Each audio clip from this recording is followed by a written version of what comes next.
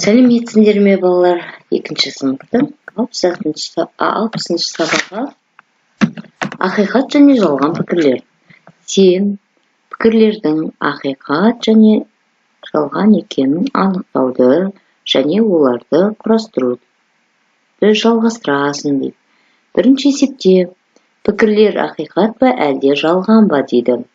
40 саны 50 санынан кем дейді. Ақиқат 600 саны 50 санның алдында болады. Жалған 3 саны 4 санынан кейін тұрады. Жалған 7 саны 6 саны мен 8 сандарының арасында тұрады. Ақиқат, яғни бұл шындық, өтірік деген сияқты болып келеді. Екінші, ақиқат пікірлерді тап дейді. Астында 200 саны жүздіктер жиынына тиісті дейді. Ақиқат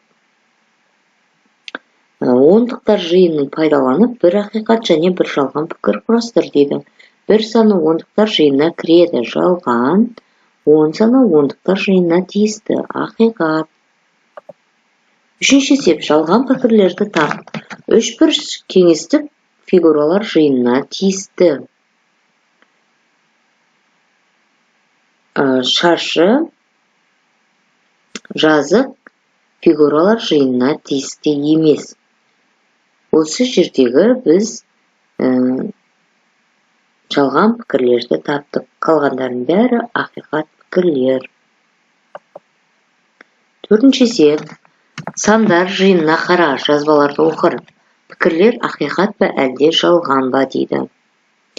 Бізде 5 аға тиісті, 2 аға тиісті, 3 аға тиісті дейді. Мына жерде бізде диаграмма берілген, А диаграммасы және В диаграммасы беріліп тұр. Ондағы сандар А диаграммасының элементтері 2, 3, 4, 5 элементтер берілген. В жиынында бізде 1, 2, 3 жиыны берілген. Енді бізде оқулықта 5 А жиынына тиісті ма дейді. Қараймыз. 5 А жиынына тиісті. Яғни тұр ақиқат 2 А жиынына тиісті ма дейді. Тиісті. Ақиқат. Не тиісті. 3 А жиынына тиісті ма дейді. Тиісті. Ақиқат. Енді тиісті емесін айтуымыз керек. Бұл жерде тиісті ма, тиісті емес, теріс па, соны білуіміз керек. Ес бұнда В жиынына тиісті емес. Мына жерде бізде бір саны ғана, 2 саны, 3 саны ғана тұр. Ендеше 5 В-ға тиісті емес, 2 В-ға тиісті емес, 4 В-ға тиісті емес. Яғни бұл жердегі пікір жалған. 5 А-ға тиісті емес, үшінші бағанда, өйткені ол А-ға тиісті көріп отырсыздар. 2 В-ға тиісті, міне, бізде ол В-ның элементі болып табылады. 4 В-ға тиісті емес бұл жерде. Яғни жалған пікір болып табылады. 5-ші есеп. Пікірлердің ақиқат не жалған екенін айтып бер дейді.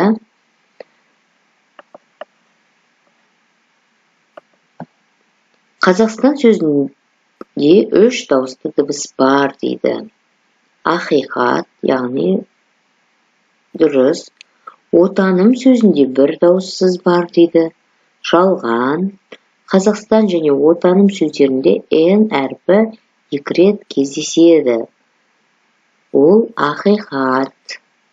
Шынымен 2 рет кездеседі. 6-ші есепте арша мен қарағай ағаштардың биіктігін бірге алғанда 48 метр. Егер арша ағашының биіктігі 10 метр болса, онда ол қарағай ағашының биіктігіне неше метр кем дейді. Арша бұл жерде 10 метр, қарағай белгісіз, екеуін қосқанда 48 метр. Сонда бізде қайсысы кем деп сұрап тұр?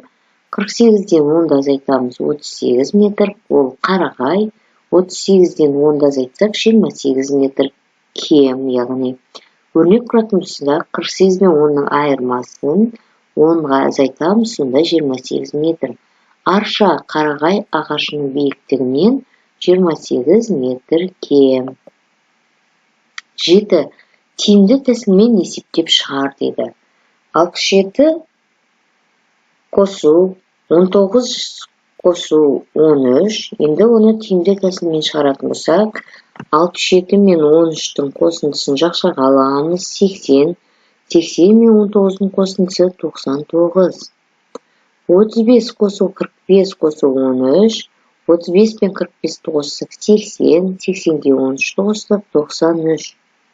73 қосу жақша ішінде 7 мен 30-ның қосындысын тиімді тәсілмен есептейтін болсақ, 73 пен 7-ні қосамыз, сонда 80. 80-ге 30-ды қоссақ 110.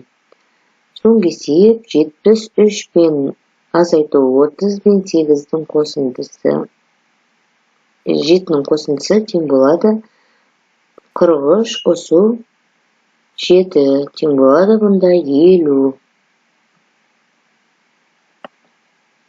8-ші есепте С және 9 д жиындарын бірігуін және қиылысу операцияларын диаграмма арқылы құр дейді. С бір таңбалы жиындар жиыны, Д 5-тен кем бір таңбалы сандар жиыны. Сонда С бір таңбалы жиын болса 1, 2, 3, 4, 5, 6, 7, 8, 9 жиыны, ал Д жиыны 4, 3, 2, 1. Яғни 5-тен кем жиын болса, 4-тен 1-ге дейін алынады. Ал бір таңбалы сан болса, 1-ден 9-ға дейін алынады. 9-ші есепте балалар байқоңыр сөзіне әріптерінен сөздер құрастыр дейді, неше сөз құрастырын дейді. Байқоңыр сөзінде бай деген сөз бар, қоңыр деген сөз бар, көптеген сөздерді алуға болады. Өздеріңіз оны құрастырасыздар. Балалар, осымен біздің сабағымыз аяқталды. Келесі сабақта жүздескенше.